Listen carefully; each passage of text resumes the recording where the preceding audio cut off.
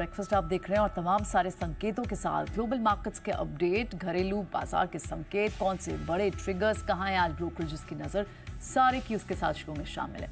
आइए चलिए शुरुआत करते हैं। पहले ग्लोबल मार्केट्स का हाल समझ लेते हैं, जहां भी एक अच्छा खासा सेलिब्रेशन और पार्टी मोड दिख रहा है, हायर लेवल्स पर है। और नेहा हमारे साथ बताने के लिए स्टूडियो में। नेहा, सही कहना होगा ना, सेलिब्रेशन और पार्टी मोड जैसा ही? हाँ, काइंड ऑफ तीन बड़े फैक्टर्स हैं, सीज फायर, फेड और साथ ही कच्चा तेल। इन तीनों फैक्टर्स के दम पर आप कह सकते हैं अमेरिकी बाजार 4 महीने की ऊंचाई पर पहुंच गए हैं। डाउ, नैस्डैक, S&P तीनों ही आप देख लें तो या तो फरवरी के आखिरी हफ्ते या मार्च के पहले हफ्ते की ऊंचे स्तर पर कारोबार कर रहे हैं। तो यहाँ पर तो बिल्कुल आपने सही कहा, 1-1.25%, 1.5% की कल स्ट्रेंथ लेकर ये तमाम इंडिसेस बंद हुए हैं।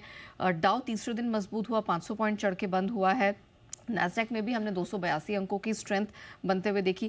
क्लियरली ईरान और इजराइल के बीच में अब आगे क्या होना है, ये तो देखने वाली बात है, लेकिन अभी तक जो डेवलपमेंट है उसको मार्केट ने बहुत पॉजिटिवली लिया है।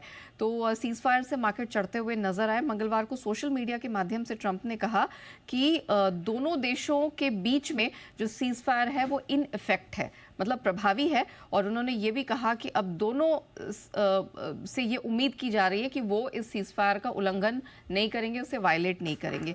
प्लस कल हमने देखा फेड चेयरमैन जेरोम पावेल साहब ने सेमी एनुअल कांग्रेशनल टेस्टिमनी सामने रखी।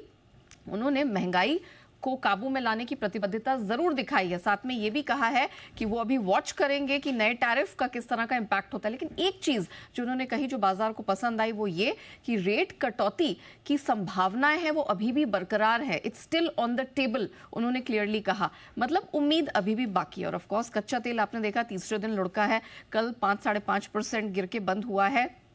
2 दिनों में ही 12-13% की करेक्शन आ गई है।